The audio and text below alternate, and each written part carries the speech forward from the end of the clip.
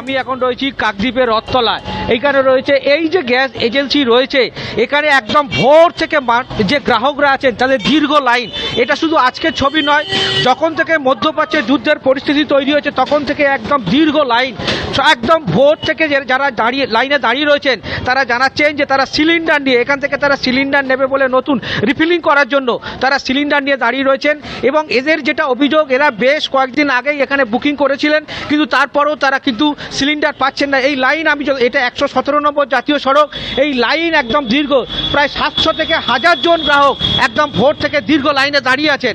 আমরা বেশ কয়েকজন গ্রাহক এখানে আছেন, তাদের সঙ্গে কথা বলবো। এখানে ঠিক কী ধরনের সমস্যা তৈরি হচ্ছে? সমস্যা যত সম্ভব আমরা যতটুকু অনুমান করছি যে গ্যাস ব্ল্যাকমেল হচ্ছে। এর কারণ হলো আমরা দীর্ঘ অনেক দিন ধরে গ্যাস বুকিং করার পরেও গ্যাস পাওয়া যাচ্ছে না, এবং ভোর 4টে থেকে লাইনে দাঁড়ার পরেও এখনও আমরা 200 জনের পরে এ পর্যন্ত। অতএব আমরা ভারত সরকার যেটা বলছে যে গ্যাস পর্যাপ্ত পরিমাণে রয়েছে, সেক্ষেত্রে আমরা কিন্তু সে তুলনায় গ্যাস পাচ্ছি না। এর আরও একটা আপডেট আমাদের কাছে রয়েছে, 5 কিলোমিটারের মধ্যে যেসব সার্ভিস চার্জগুলো নেওয়া হচ্ছে এটা সম্পূর্ণ অবৈধ। আমাদের এই এজেন্সি সার্ভিস চার্জগুলো 50 টাকা করে পার সিলিন্ডারে নিচ্ছে। তো আমরা এটা সরকারের কাছে এটা আবেদন রাখবো যে এই সব যেন ব্ল্যাক মানিগুলো বন্ধ করা হয়। আপনারা মনে হচ্ছে এখান থেকে হোর্ডিং হচ্ছে, মানে বেআইনিভাবে? আমাদের মনে হয় তাই তো। এই যে গ্যাস যত এই যে গাড়িগুলো বেরিয়ে যাচ্ছে, আমরা ফোন করার পরে ফোন তুলছে না, অতএব এই গ্যাস সিলিন্ডারগুলো যাচ্ছে কোথায়? আর একটা কথা বলছিলেন যে ডেলিভারি বয়রা যারা আগে তারা আপনাদের সাথে আর ফোন তুলছে না। দীর্ঘদিন ধরে ফোনের চেষ্টা করা হচ্ছে, তারপরেও কিন্তু ফোন তুলছে না। এক মাস এখন যে বলছে 45 দিন ছাড়া আপনি গ্যাস পাবেন না, কতটা সমস্যা তো? অনেকটাই সমস্যা। 45 দিন হয় নাকি? গ্যাস 1 মাস, হয়তো 1 মাসের আগেও শেষ হতে পারে। এবার 45 দিন বলেছে। এখন বড় ফ্যামিলিতে তো 45 দিন গ্যাস একটা হয় না, তাহলে সেটা সমস্যায় পড়ে না? তার মানে কি আবার ফের কাঠ বা অন্য? হ্যাঁ, আমরা জ্বালানিতে লাস্টে গুড়িয়ে এনে জ্বালাতে হচ্ছে, কিনে এনে জ্বালাতে হচ্ছে। যাদের সমস্যা, যাদের আছে তারা নিয়ে কিনছে না, আর আমাদের নেই, আমরা কিনতে হবে না? আমি আজকে দাঁড়িয়ে আছি সকাল 7টা থেকে দাঁড়িয়ে আছি, লাইন আমার আসেনি, কিন্তু গাড়ি ভর্তি মাল চলে যাচ্ছে। গাড়ি ভর্তি মাল চলে যাচ্ছে, কিন্তু রাস্তায় লোক রোদের মধ্যে দাঁড়িয়ে আছে, তাদের মাল দিতে দেরি করা হচ্ছে। দুবেলা রান্না হয়, একটা গ্যাস তো 45 দিন হবে না। 45 দিন মানে 1.5 মাস। কি করে হবে?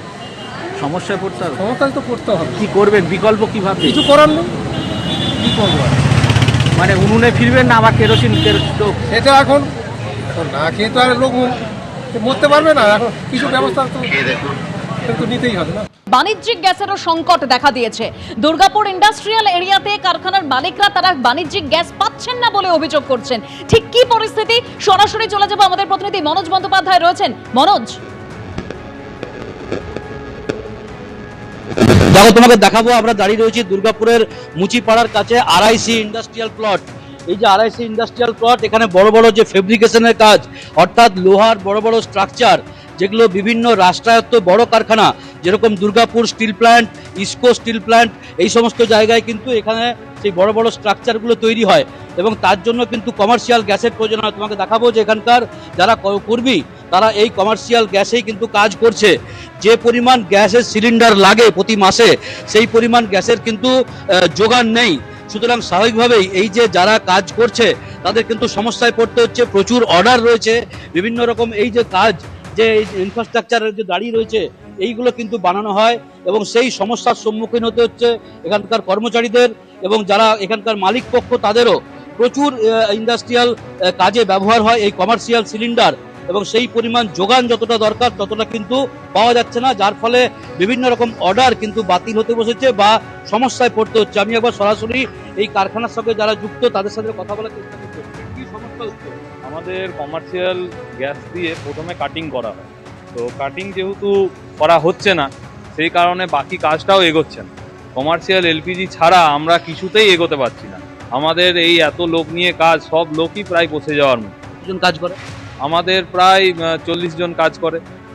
এই অর্ডারগুলো তাহলে তো এই অর্ডারগুলো মুশকিলে পড়ে যাচ্ছি। LD চার্জেস চালু হয়ে যাচ্ছে, কাজ বন্ধ হয়ে যাচ্ছে, এত লোকের মাসিক পয়সা দেওয়া। যে পরিমাণ দরকার সেটা পাচ্ছেন না। না, যে পরিমাণ কি আমরা কিছুই এখন আর পাচ্ছি না। মানে যেগুলো আমাদের এমটি সিলিন্ডার হয়ে গেছে আর নেক্সট রিফিল হচ্ছে না। যোগাযোগ করলে কি বলছে? ডিস্ট্রিবিউটার বলে দিচ্ছে কমার্শিয়ালের আজকের ডেটে কোনো রিফিলিং নেই, কমার্শিয়াল আজকের ডেটে রিফিলিং বন্ধ আছে। তো কোনোভাবেই কোনো মতেই পাচ্ছি না।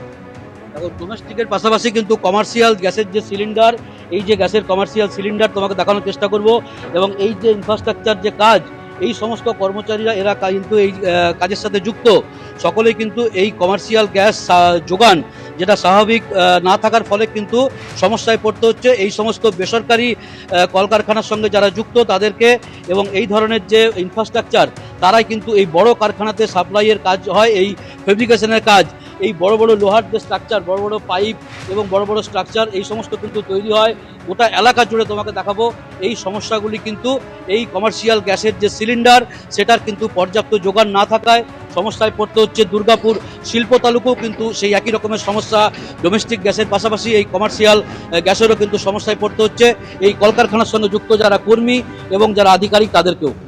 ধন্যবাদ মনোজ। এবিপি আনন্দ, এগিয়ে থাকে, এগিয়ে রাখে।